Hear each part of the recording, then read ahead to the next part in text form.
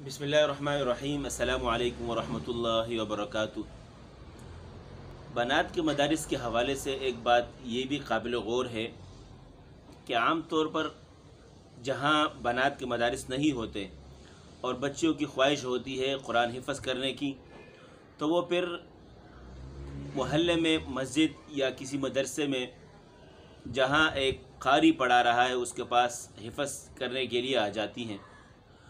तो सबसे पहले बात तो ये है कि बड़ी उम्र की बच्चियाँ जो 10 से 11-12 साल तक हो जाती हैं, कोशिश की जाए कि उनके लिए बनात मदरसे का इंतज़ाम हो। अगर ना भी है तो फिर अगर वो किसी कारी साहब के पास पढ़ने के लिए आ रही हैं तो उनके लिए कुछ ज़रूरी गुज़ारिशात वो ये हैं कि जो सख्तियाँ आम तौर पर बनीन के साथ की जाती हैं, मिसाल के तौर पर गलती आने की सूरत में या मंजिल कमज़ोर होने की सूरत में उनको जो सज़ा दी जाती है शरीयत के दायरे में रहकर 3 डंडे, या जो है बसा औकात उस्ताद की लापरवाही की वजह से अगर उनको डंडा पड़ भी जाता है तो बनीन के यहाँ उन पर निशान लग जाते हैं।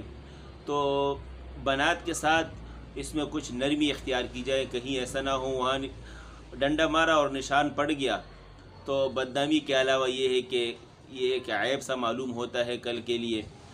तो इस तौर पर भी जो है नरमी शफ़क़त का पहलू जो है मुक़द्दम किया जाए। और इसी तरीके से उनके बैठने की जो तरतीब है, हैयत है, जिस तरीके से आम तौर पर हम बच्चों को बिठाते हैं, तो उससे हट कर चूँकि उस तौर पर बिठाने से बसा औक़ात बच्चों के पाँव पर निशानात बन जाते हैं, उसमें भी कुछ नरमी की जाए। और साथ साथ ये भी है कि अगर आपके पास बच्ची आ रही है तो कोशिश की जाए कि उनको उन लड़कों से अलहदा रखा जाए। मिसाल के तौर पर जैसे मैं आपके सामने बैठा हुआ हूँ तो बच्चियों की ऐसी तरतीब बनाई जाए कि उनका चेहरा जो है वो लड़कों से दूसरी तरफ हो, एक तरफ होकर उनको तालीम दी जाए। और बिलखुसूस अगर वो बच्चे भी हैं, 7-8 साल 9 साल की बच्चियाँ भी हैं, उन तो पर्दे के हवाले से काफ़ी तवज्जो दी जाए। मिसाल के तौर पर ऐसी बड़ी चादर हो कि जिसमें पूरा जिस्म उसका ढका हुआ हो, बड़ा स्कार्फ पहना दिया जाए, और ये है कि पाँव हाथ वग़ैरह जो है हाथों के लिए दस्ताने हों। इस तरतीब से उनको जो है तालीम दी जा सकती है। और इसके साथ साथ जब कभी उस्ताद को जो है बाहर जाने की नौबत आए, किसी भी हवाले से कोई तकाज़ा हो, तो उनको किसी दूसरे उस्ताद के हवाले किया जाए कि आप इन पर थोड़ी सी जो है तवज्जो रखें, इन पर निगाह रखें। तो ये कुछ गुज़ारिशात हैं। इसके अलावा भी कुछ ऐसी बातें हो सकती हैं कि इन पर आप कड़ी निगाह करें। कड़ी निगाह रखने का मकसद ये है कि इनका जोड़ जो है लड़कों से ना हो, चूँकि फिर बचपन का माहौल होता है।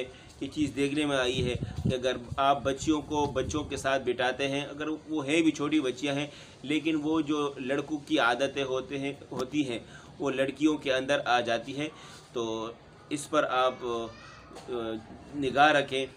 तो उम्मीद करता हूँ आप इस तौर तरीके के मुताबिक बच्चों को भी तालीम दिलवाएंगे। और इसी के साथ जो है मैं इजाज़त चाहता हूँ। अपना ख्याल रखिएगा।